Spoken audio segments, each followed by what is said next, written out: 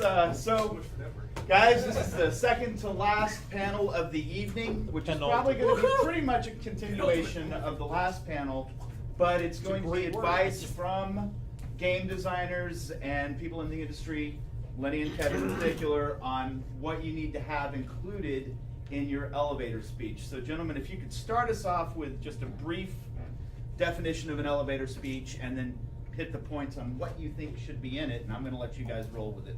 Right, so it used to be a Hollywood term. Elevator pitch is you have the space of an elevator ride to talk to a producer about your thing.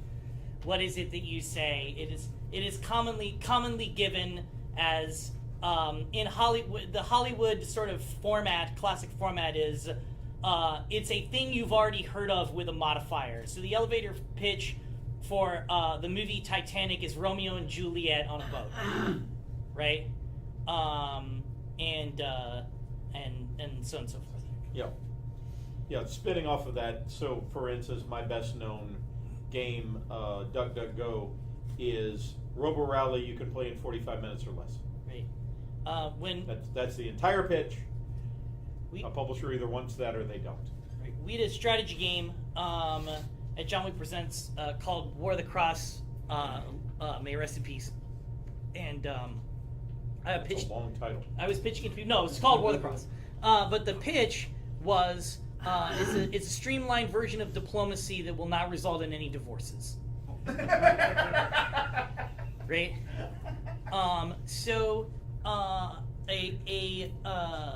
But a lot of people, some people will give, and I sort of depart from this advice when you're doing your elevator pitch to somebody, right? There's always this piece of advice to connect it to something familiar. I don't necessarily subscribe to that, right? Like what I think is a better piece of advice is go straight for the thing that's going to make them give a fuck. Uh-huh. Like why? Because the chief question, the chief hard, terrible question of anything that happens in this industry is why should I care? Because there's so much out there, right? So what is it that should make me care about your thing? So earlier today, I was walking around in a Dollar General with Kevin Nunn. This is a true story. And I said to Kevin Nunn, I'm thinking about a game, and I could have told him that it was an investigative horror game, and he would not have been even paying attention to me. He would have been looking at something on the shelf, because how many investigative horror games Never heard of that before. But what I said to him was, it's an investigative horror game where the horror is confirmation bias. Right? Now you all are like, every single one of you, right? We're like, except him, he's like, I can't sell that shit. Wait. Sorry, Right, exactly, right? And like you've gotta find that thing that's gonna make somebody care, even if it doesn't necessarily connect to something they know or something that they're familiar with. You've got to sort of like I think of elevator pitching as really play testing the human interest, like the humanity level of your game. Like, is your game grabby on a visceral, it gets into your feelings, right? It's a very sort of like mushy kind of thing. Stays with you forever. Right. It gnaws on the corner of your brain and makes you want to know more. Right. Yeah. So like I said, so the same racing game I have a separate elevator pitch when I'm selling to the public, because at conventions people are wandering around, they look. Now it happens that my racing game has bathtub rubber duckies in it, so they're one of three looks the game gets when people walk by. One look is, oh, there's ducks, I don't care. I don't talk to those people. I'd waste their time, I'd annoy them, and it would just tire out my already dead voice. And then there's the people who look twice, and then there are people who stare. The people who stare I don't have to talk to, I just start teaching. The people who look twice, I say, are you familiar with bathtub rubber ducky racing? The answer is always no, and my response is always, it's the sport of the future. It's the sport of the future? What the fuck?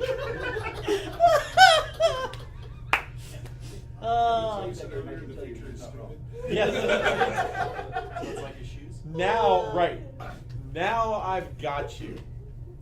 Now it happens that I can also teach all the rules of that game in 30 seconds, and I can tell you the point of the game in 5 if I had the bits in front of me, because I point to things very quickly and I say it 3 times because I'm a teacher. And but the point is it's just enough of a hook to make you go, okay, I want to know more, right? Right. How I met Kevin, actually. Was I pitching bathtub rubber ducky racing to you? Yeah, that store off of 1960, and I think Kirkendall, that was the Little Soldiers or whatever you would ever call it. Little Wars? There. 1960 in Kirk. Little Wars? Little Wars. God, Tony Roach's This was place? back in 2011. Oh yeah. Okay. Kevin Roach's place. Yeah. Several game stores ago. Yes. Mhm. Yeah. Mini moons. Yeah.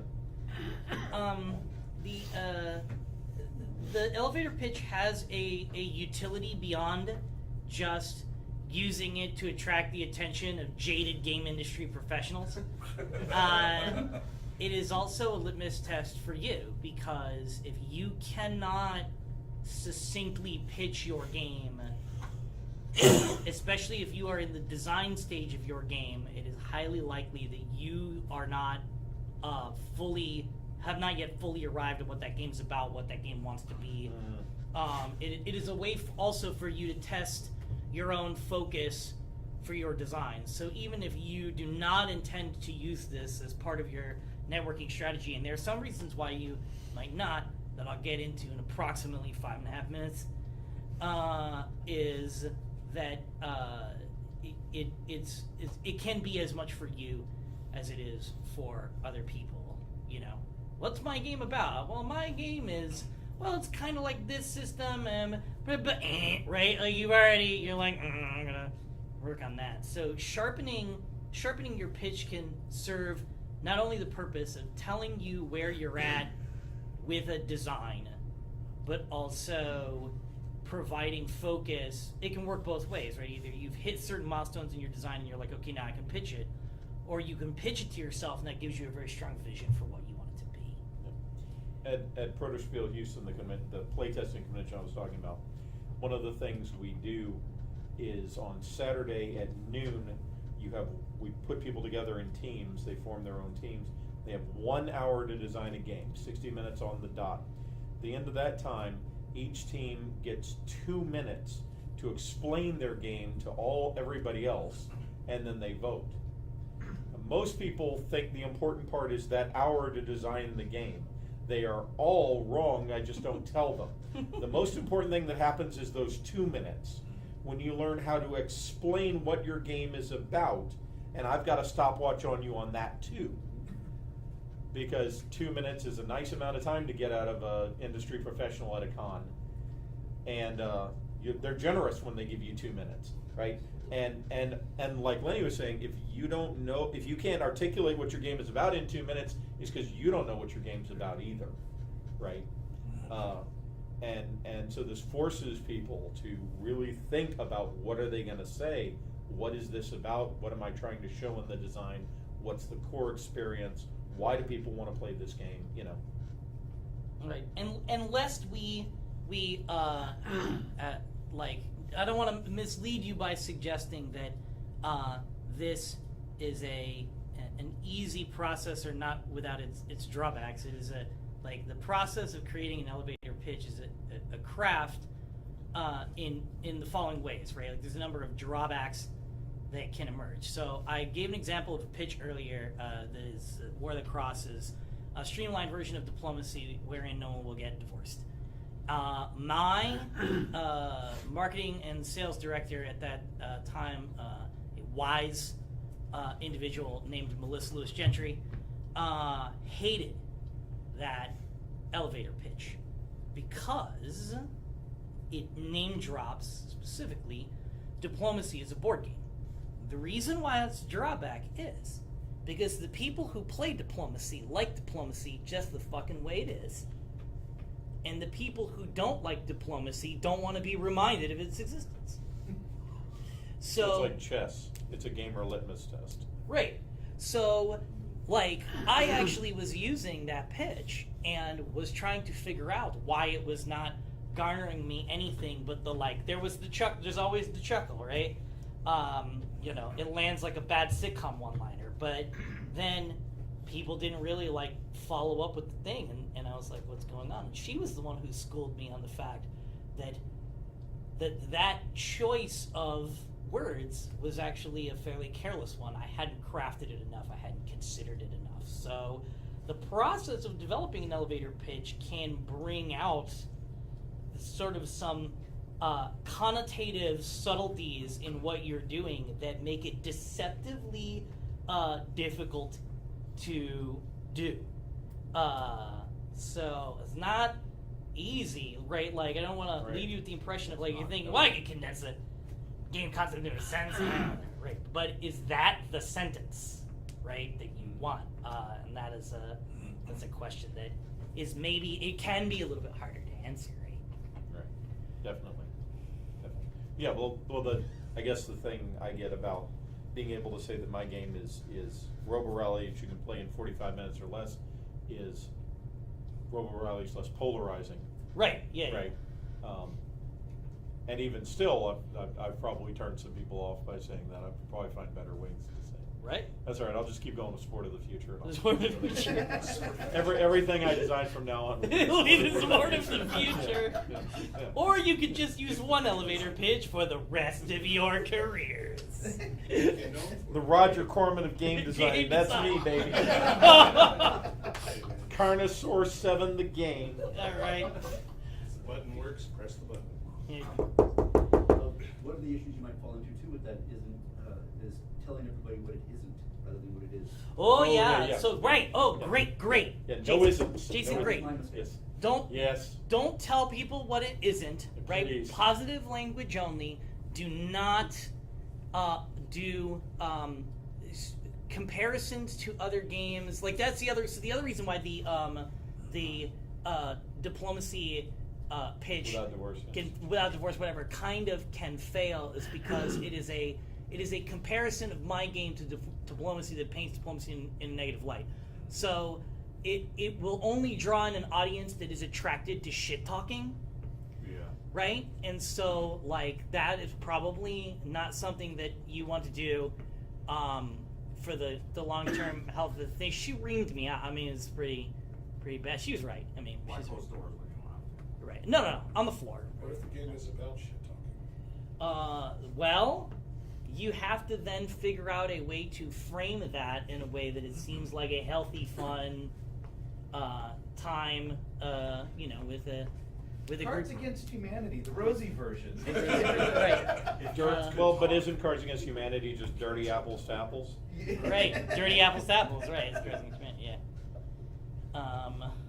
So I think there is a thing for referencing another game when you're saying, I love this game and I tried to make it even better. Right. Yeah. So it's got right. There's it can be done in a positive spin that you're speaking sort of from a place of love, right? But you need to make sure that is clear, Conveyed, yeah. right? My pitch just shits on diplomacy. So I mean, like, that was bad. It was bad.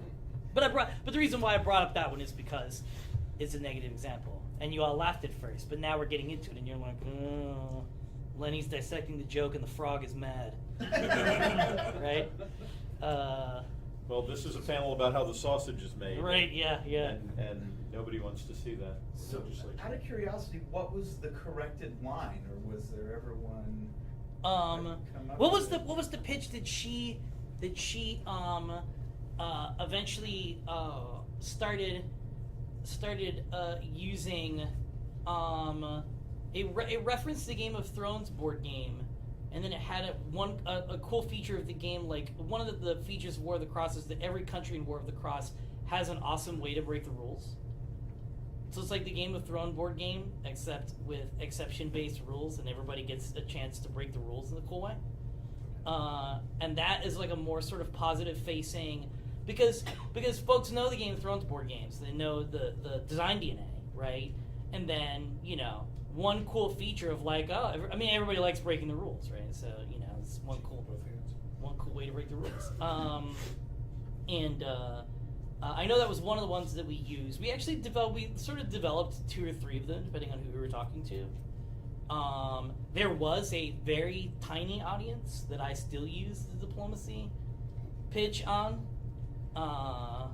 you could probably guess their demographic equality. Close friends. Close friends. No. Divorced people. And middle-aged. Divorced people, right. Middle-aged embittered Right, men. Right, exactly. Bitter middle-aged. Middle-aged men. We're great for that crowd.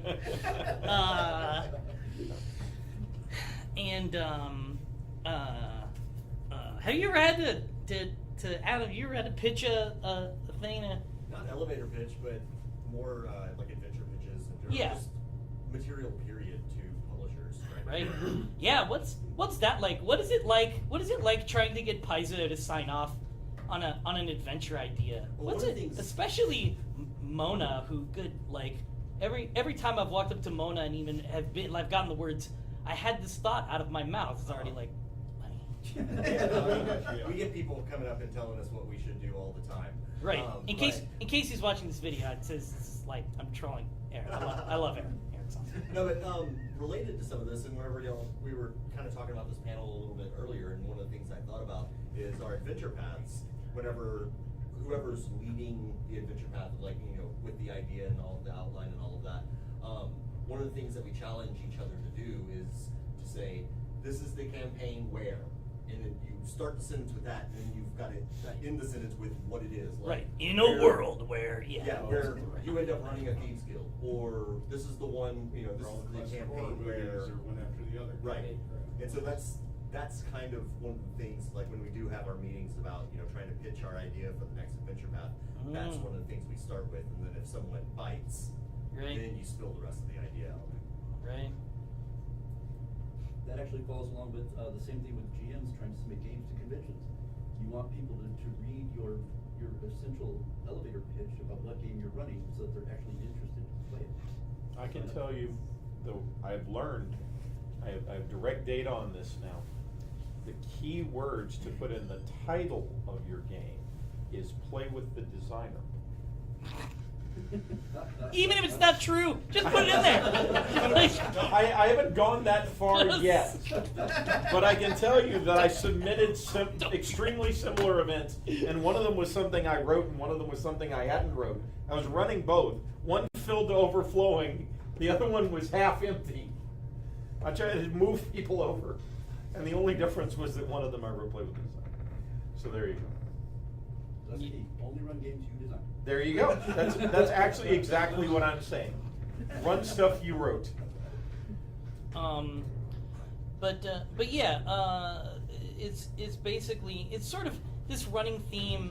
The elevator pitch sort of is another sort of element of this running theme that we keep getting back to. I think at a lot of the panels at this convention, which is that gaming is this very visceral human experience, right? That brings people joy and occasional, other feeling, frustration, other competitiveness, or whatever. But it is a cocktail of the limbic system, right?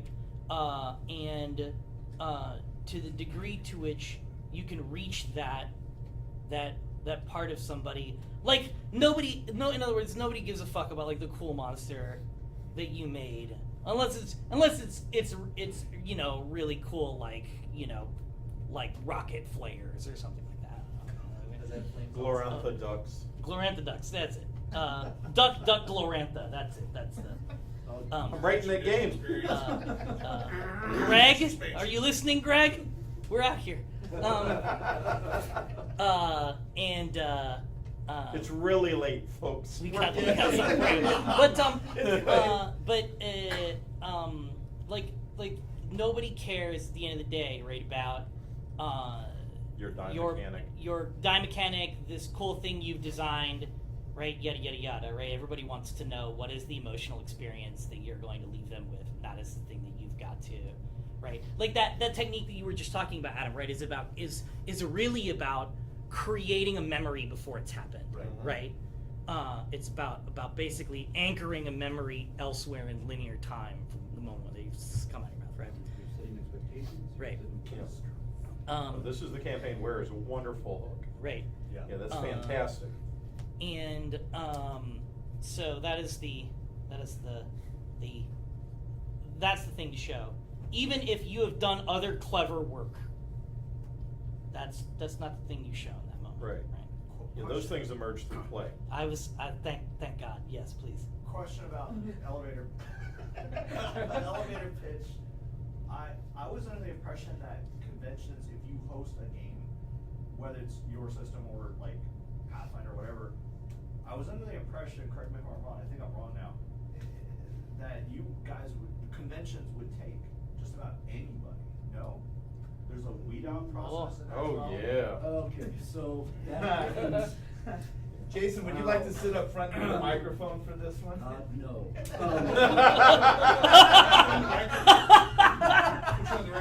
I have people for this. I can speak as a former convention organizer. All right, let me do my Yeah. caveat. It depends on the convention. Okay. Alcon is surprisingly picky. Okay. And when a RPG or any game is submitted, and the hook is play There.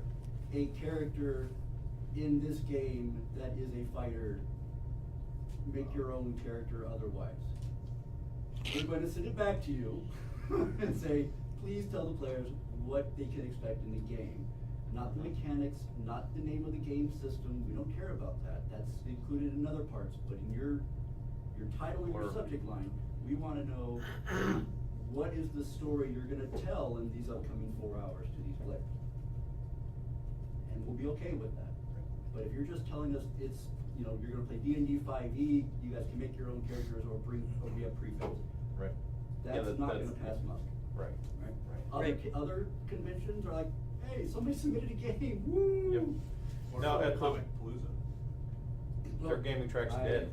I'll take care of that. Fair Their enough. gaming track's dead. We The end. he now- didn't tell you there was vodka in that water bottle, did he? Now if you're submitting board games, because I was the board game coordinator, there's a different layer, because first of all, we want you to express the experience of the game, even if it's just something as simple as going to Board Game Geek and copying the blurb from there and pasting it into your submission, which is often quite good because the blurb, not much of one, because the blurb on Board Game Geek is usually the blurb from the box. And the publisher wants you to use those words. They've spent a lot of time paying people that look and sound like Lenny to write them. But, yeah, you're welcome. Just like the work. Because you know Yes. it's truly. What was hilarious was over I on was the- going to read my Alcon Adventure submission. There you go. At the on the board gaming track, what we had to look at a lot was, do we have too much of that type of game already? Yeah. Right. Alcon, because we're right up the road from Austin, tends to have a Steve Jackson game slot in every single game slot of the con. Yep. So because they've already got their own official demo people doing demos for us. So if you submit your Steve Jackson Games event, it's got to offer something that all of their official events aren't already offering, because there's finite space and finite players, and it behooves us to offer diversity. I run a small local invitational con, and even that one, there's some management on my end where people say, oh, I want to schedule this big game.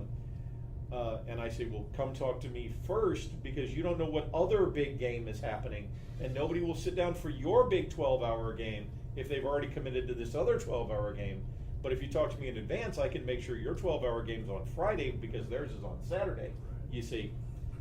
So there are logistics even at a small please come to our con. There are still logistics to be attended to. And the effort that you put into it also really rewards you. Like, even if you know you're submitting to a convention where the convention will be fine with you putting a Dungeons and Dragons adventure for 5 players level 3 through 5 as the description, even if you know you are submitting to a convention that would be okay with that, it is always helpful to you to almost pitch the thing to yourself. It's just like sharpening the pencil, right? It's always a way of. Yeah. So I did this one for one of the games I ran at Alcon was a game for 7th second edition called The Maestro's Will. And when I submitted the description to Jason, I wrote as follows: When respected dueling master Diego Ferranza dies unexpectedly, a handful of his students and friends are called on to decipher and execute his puzzling will, a series of documents written in code. How did Diego really die? What secrets is he hiding? And who else is after them? Only heroes can find out for sure. I rejected that twice. Right? No, you broke the website twice. Is actually what happened, right? But it's that thing, right? Like you've gotta find out what is like right in the first line, right? There's a fencing master. The fencing master's dead. What's going on? Oh, we're his friends. Oh, his will's in code. Oh, like it just builds on that. So you That's just, actually a fantastic example of what I was talking about. yeah. And that's an elevator pitch. It's Right. even at the slow pace that he read it with all the emphasis, it's still short, it's sweet, to the point, establishes exactly what expectations you will have for the game. And the one I ran at Elcon had a similar teaser nature to it. Yeah, they're very. Mine teased the setting rather than teasing the actions, but they were both teasers. Yeah, Yep. like maybe 3 or 4 GMs that I will just automatically approve because I know every time they're consistently well written. Kevin's done linear 2 of those. You're so good, people should pay you to write for role-playing games. They once did. They will again. They will again. I hope so. I'm certain they will. I hope so. I'm certain. Another good way to practice your elevator pitch is exactly what you see downstairs with the exhibitors here. We had a constant train of people going by their booths. You know how many times those guys practiced their elevator gosh. pitch today? Oh yeah, And for being sure. enthusiastic the 1000th time you've said it. Is good, right? Yeah. And they know when you're not. And well, and the other thing too is to not get self-conscious about the use of melodrama. Like when elevator pitches are not the moment for subtlety, Yeah. right? There's this, so like don't be afraid to, if you feel a little silly saying it out loud, It's fantastic. it's probably fantastic, right? Because it is Sport of the future. it's sport of the future, right? It's right. It is because What did he just say to me? What did he just I've say? come play this game. I have to, right. I have to see what this. At least I have to see what this is Right, about.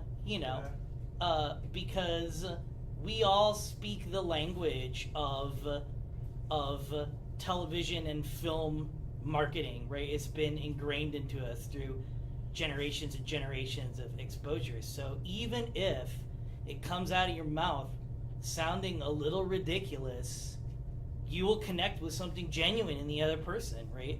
And having that moment of not being cool together is part of, like, is one of the binders, the glue that binds this industry and its participants together.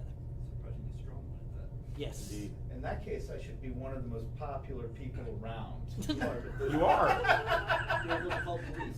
I said melodramatic language, not melodramatic life choices and events. You guys do know him.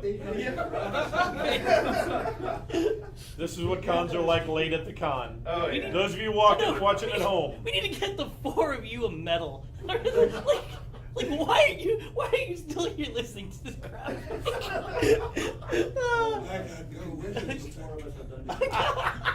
See, it's a great elevator pitch, right? It's late at the con and you have nowhere else to go. See, I'm gonna hear about that description from him for the next 2 months. Melodramatic words, Dave. The last panel of Call of Cthulhu Adventure for 3 to 5 players. So, trying to think of one more evocative question to ask for elevator pitch. Is there anything other than staying away from negative words and not being succinct that you would say that hasn't been addressed yet that would kill a good elevator pitch? Let's say- Apathy. Yeah. Okay. Well, also, like you said, you key it to who your audience is. Yeah. Right. You have different conversations with different audiences. Right. I did not use the bad diplomacy pitch for War of the Cross with 20-year-old gamers. Right. Because It's not going to connect. fucking play diplomacy. Not Like, gonna yeah, well, they're like, diplomacy? Right. You know? All right, So sometimes from some of them, I got a, "You're that old?" and I was like, "Still got it." Yeah. Go ahead. So when making your elevator pitch, which do you prefer? Do you prefer doing more of the vague, yeah, it's swords and sorcery versus it's like D&D but, or D&D with? Is one So, more dangerous than the other? In role-playing games, I never shout out the system, the other systems. In board gaming, I do a lot because board gaming is fixated on the system. Role-playing is fixated on the experience, and the rules are ideally this thing that goes into the background and supports the experience, right? So again, this is back to tailoring who you're talking to. If I were pitching something role-playing related, I don't mention the engine at all. Yeah, I'm the same way. If I can't find a human reason for you to give a shit, I won't say anything. Right? Like, if I can't capture some emotion that you have, and like name dropping the system is seldom not never, but seldom a path to do that. Because eventually you will, like, if you're in a conversation with somebody, right, and like you hear, and they really like a particular system. They're really big fans of GURPS. They're really big fans of Dungeons and Dragons, certain editions of Dungeons and Dragons. They're really big fans of Powered by the Apocalypse or whatever. And your pitch is like, oh yeah, it is a Powered by the Apocalypse derivative or Blades in the Dark, you know, powered by Blades in the Dark. I don't know what their marketing Forged term in the is. Dark. Forged in the Dark. Thank you. Yes. You know, derivative or whatever. Sure, that can be a shortcut to gathering that person's attention, but I would rather hook them on an emotional level. So instead of, it's D&D but with cooking, it's, Right. It's a dungeon crawl with Iron Chef mixed in. Right. Yes. Yeah, right. yeah. Actually, Yeah. an excellent Yeah. pitch. Yeah. It's I ran 4 sessions of that game. There It's- you go. it's- There you go. It's that adventure where we ran Halfling Iron Chef, right? Right. Like, Right. we're in, right? But See? yeah. Got you. He's still like, I can't sell that shit. But again, it's know your audience. 'Cause like I said, when I'm pitching to gamers, I pitch when I'm pitching to board gamers, I pitch mechanism. Because that's the experience they signed up for. Right. What if I ran so there's this Cortex Prime hack that I do for Cthulhu games where it's like the closest I'll get to talking about system, but I'm like the thing that I like about this game is that it doesn't have a sanity system, but the only way to win is to hurt yourself. Interesting. Right? And and then people are and whatever reaction I get, the emotion could be confusion, the emotion could be distaste, the emotion could be curiosity, It's not going to be apathy. but no one's gonna not give a shit about that line, right? And you want that emotional response to at least Right. make it stick in their brain. Right, the stick in their brain, right? And then I've got a window in the door, right? The distaste person is like, that doesn't sound like fun, and then I'm like, oh, but check this out, right? Like here's how you hurt yourself, and this is what makes it cool and advances the story and personalizes the experience of degenerating into the chthonic whatever's, and right, like, so yeah. So it's always you look for that quick emotional payoff first, and then you use that if you need to, right? You use that to get a larger conversation going. Do you have any pitches that stick out in memory, or just like this is your favorite pitch? People who pitched me. Yeah, just that, like, dude, I remember someone throwing me this game, and I'm still waiting on them to give me the copy. Even. I don't want to misquote her, so I want to remember what she said to me, there's a designer named Jesse Yatternick who gave me a pitch for a game that is a co-op survival game. But in addition to being survivors, you're also first responders. Right? So it's not just save yourself, but it's save the people that you're charged to take care of. So it's like it's co-op survival as an escort mission.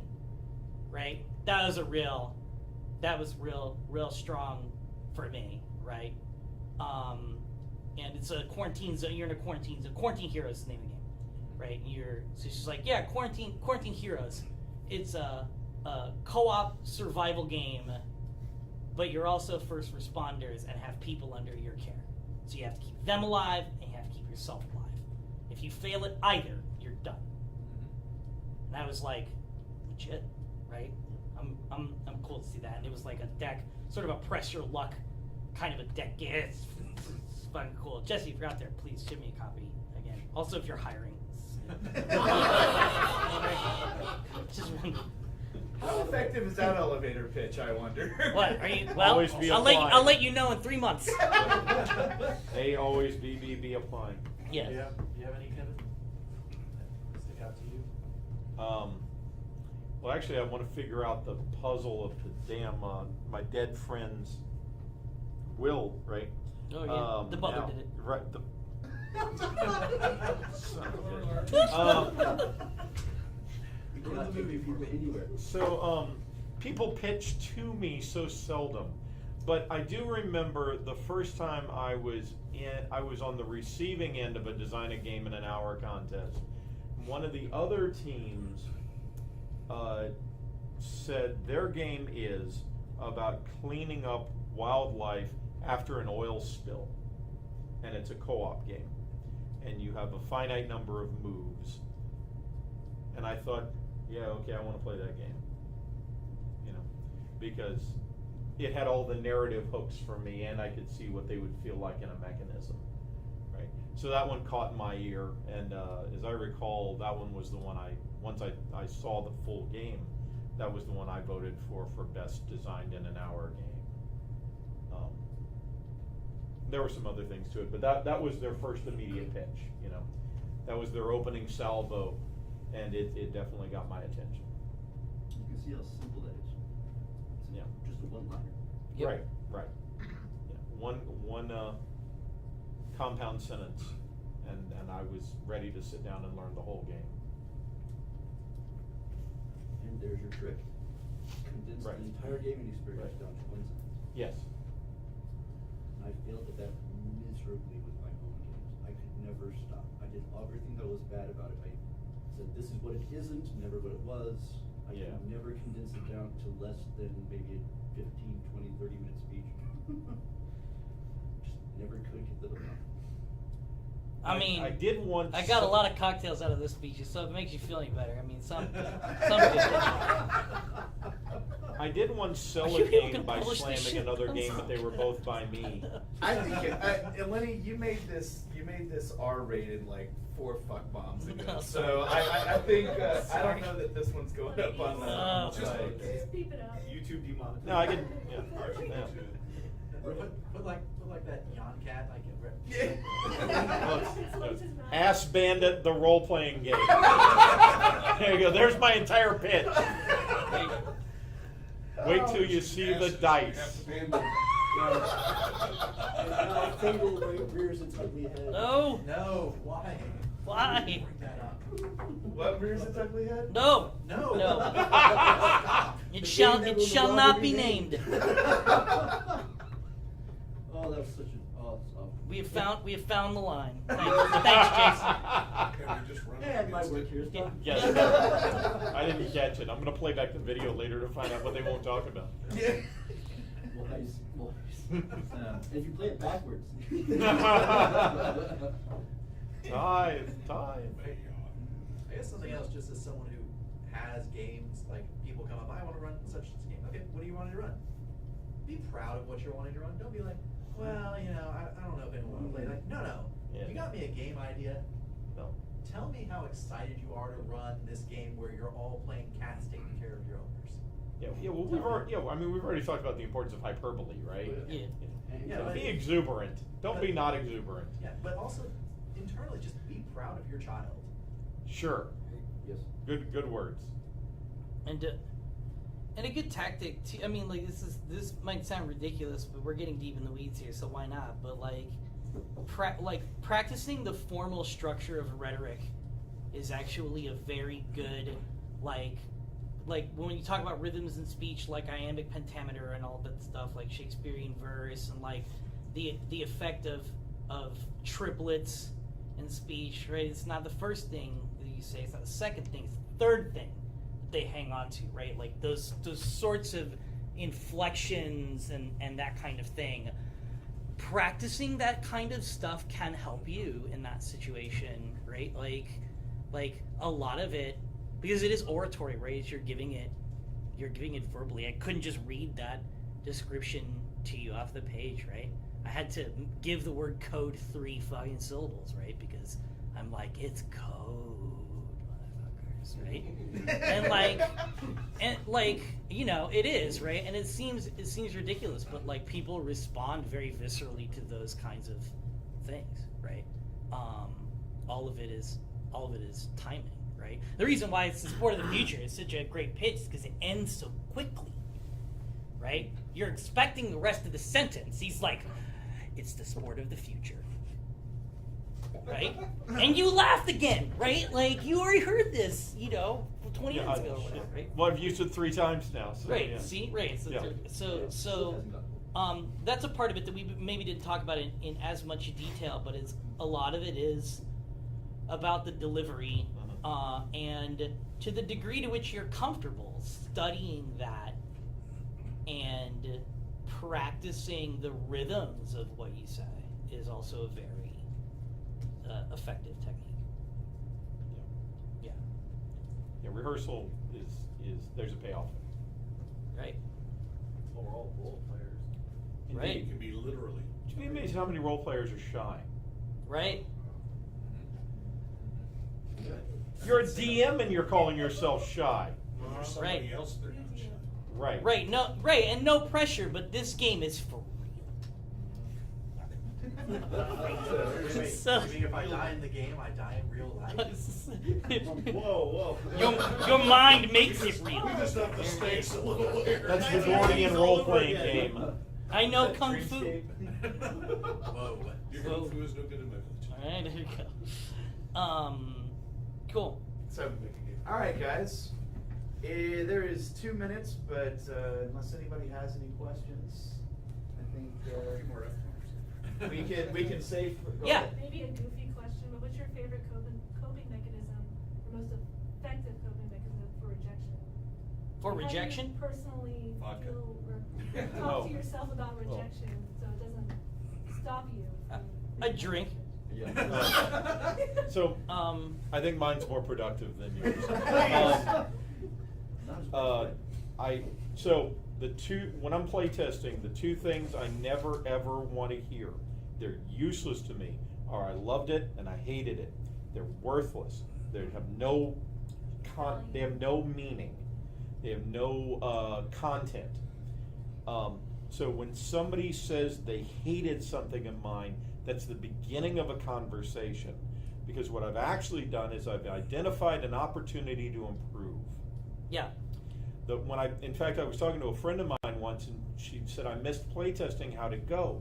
And I said, I brought out a new prototype, and it didn't go well. Nobody found anything wrong with it. Right. And she was like, that sounds really weird, except I know you, Kevin, so I know what you mean. Right. I'm certain the first time I break out a new prototype that it is bad. And what I'm trying to do is identify where it's bad so I can make it better. And so I love rejection as long as it's the beginning of a conversation rather than the end of one. Right. For instance, when I pitched to the CEO of Days of Wonder so many years ago, he's like, oh, we can't take this. We already have a game like this in development. So, okay, no problem. Do you know somebody I should be showing it to? Do you mind if I use your name? Yeah. Right. Right. These don't have to be slammed doors. They can be opened windows. Right. You know. Well, and, I mean, it's. Or you can drink. No, I mean the real answer, the second answer is They also. is that that rejection in a lot of ways is a badge of honor, right? It really is, because you cannot grow if you cannot fail, right? What your responsibility is to make sure that you're failing forward and not backward. Sometimes that's turning it into the opportunity for a larger conversation. Sometimes it's taking that hit, you know, crying into a pint of ice cream or whatever, and you know, I marathon Supergirl on Netflix, actually. If it's mine, it's actually one of my other ones. I love that show. It's a great show. And fuck the haters, but yeah. And sometimes it's taking a dead stop and using it as an opportunity to look at yourself and say, okay, what do I learn from this moment? What can I do better? Right? Like the process of especially getting started in this business is really a process of sucking a lot to learn, you know, what it is that you could be or should be doing better. The worst thing that you can do is take it and stop, right?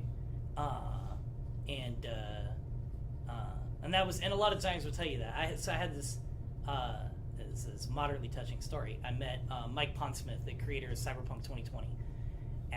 He's now working with CD Projekt Red on the video game Cyberpunk 2077. I want that gig, man. Oh yeah. Wow. So I meet Mike finally for the first time at Gen Con, because he's at Gen Con because his wife and his son did the Witcher. Yep. Witcher RPG. RPG for CD Projekt Red, with CD Projekt Red's blessing. They did a tabletop game for the Witcher. And you know, I walked up to him and I gave him the Beatitudes, because I'd never met him before, and he is a legend, right? You know, I talked to him about how a lot of his work on set agnostic systems informed my work on Fate.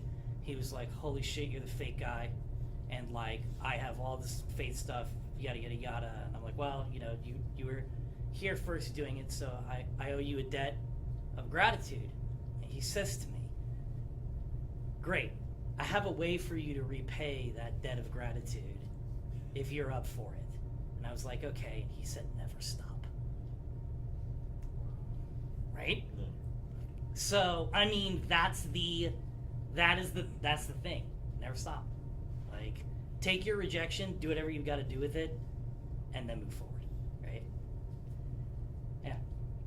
Yeah, that's good. Gentlemen, Yeah.